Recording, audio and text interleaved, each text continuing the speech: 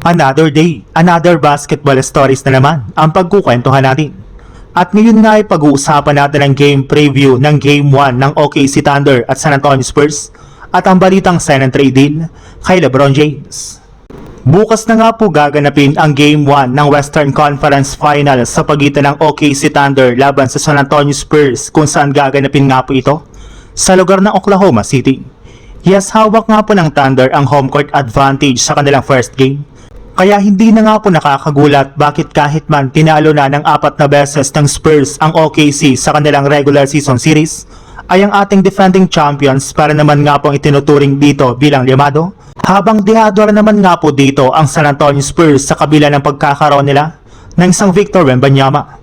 Hindi para naman nga po natatalo ni isamang beses ang OKC Thunder sa loob ng kanilang home court at halos lahat nga po ng kanilang laro ay tinatambakan nila dito ang kanilang kalaban.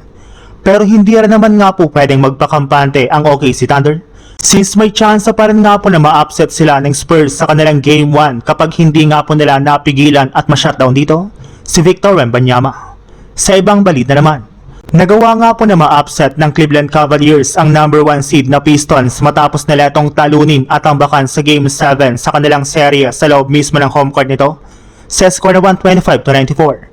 Simula nga po umpisa hanggang sa pagtatapos ng kanilang laban, ay pinatahimik nga po ng Cavs ang buong crowd ng Pistons sa pamamagitan ng pag-outplayed nila dito sa lahat ng aspeto ng kanilang laro, mapa-opensa man yan o depensa.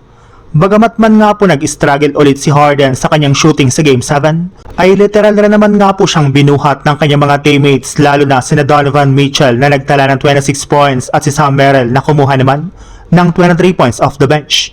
At dahil nga po sa panalong ito ng Cavs, ay official na nga po silang papasok sa Eastern Conference Finals sa unang pagkakataon simula taong 2018, since ito na nga po ang pinakamalayong narating ng Cavs simula ng era ni LeBron. At ngayon nga po na nabanggit na natin si LeBron, may lobas nga po na balita ngayong araw na sobrang natuwa nga daw po ito sa nagawang achievement ngayon ng kanyang dating kupunan. Alam naman nga po ninyo na isa nga po ang Cavs sa mga posibleng sunod na paglaruan ni LeBron James next year, kaya gusto nga po talaga nito na magkaroon ng team ng malakas na lineup.